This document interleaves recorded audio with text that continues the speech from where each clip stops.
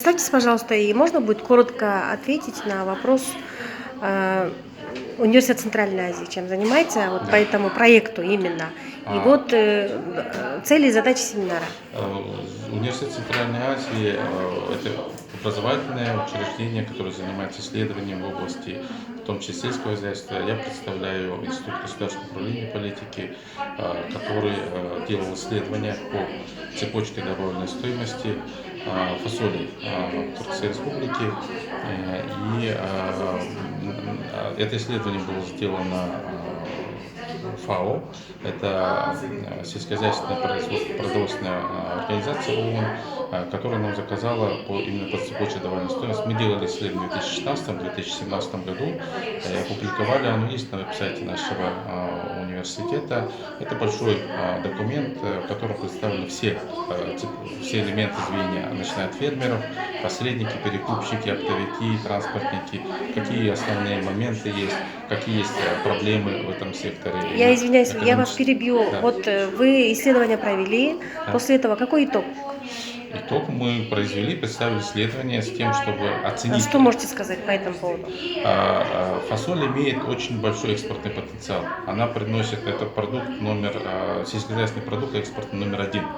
Он приносит очень много денег, он приводит к сокращению бедности. Благодаря возделанию фасоли таласские фермеры, а также люди, которые заняты в этой цепочке довольно стоимости, зарабатывают достаточно количество денег. Сейчас Таласская область наименее бедный регион. Это после города Бишкека регион номер 2 по уровню бедности, то есть там уровень бедности порядка 19%, и это очень хорошо. То есть люди появляется больше возможностей заработать.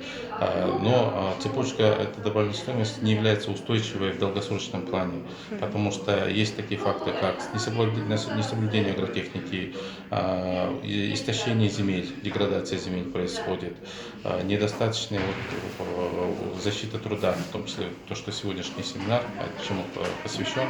И мы хотели бы именно на эти проблемы обратить внимание с тем, чтобы эта тенденция оставалась устойчивой, и чтобы у фермеров и у государства были возможности оказывать помощь, поддержку, потому что сервисная функция государства, предоставление технических сервисных услуг, помощи, агрономической помощи, предоставление семян представляется недостаточно со стороны государства. Здесь есть очень много резервов для роста, для защиты, с тем, чтобы была большая устойчивость этого с точки зрения экологии, с точки зрения защиты труда, производительности. Здесь очень много есть вещей, которые мы можем улучшить, и с тем, чтобы этот опыт использовать для того, чтобы выращивать фасоль, например, в других регионах со схожими природными А это преимуществами. возможно? Это возможно. Это возможно делать. Тем более на юге, да? На юге возможно, как вторая культура. Я разговаривал с исследователями из Узбекистана.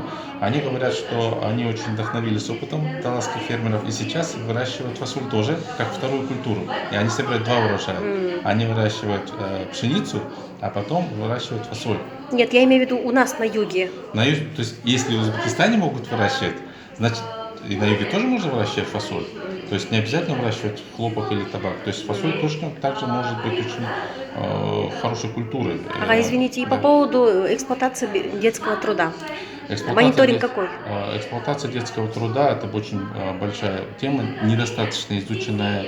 Вот, Международная организация труда сейчас проводит быструю оценку, которую точно так же мы увлеклись и хотели бы принести свою пользу с тем, чтобы выявить, в каких моментах это можно, какие есть ресурсы для того, чтобы сократить использование, выявить те звенья, на которых детский труд используется.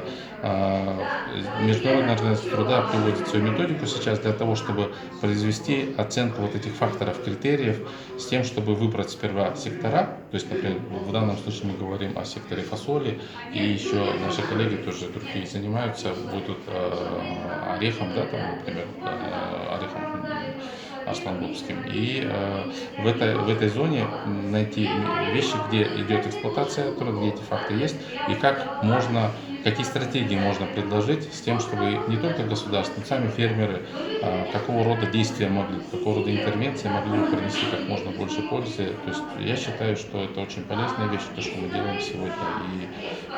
И нам кажется, что такие вещи должны происходить не только для этих двух секторов. Это просто примеры. Везде. В любой отрасли Нет, используется же.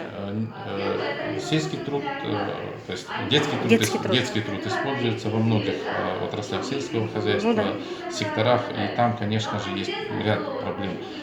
Исследование производилось давно, в 2014-2015 году выявилось, что есть большие проблемы с этим. Статистический комитет при поддержке Международной организации труда проводил это исследование, выявилось очень много фактов использования детского труда. С этим надо что-то делать. Это очень большой вред приносит образованию, здоровью детей. Спасибо вам большое.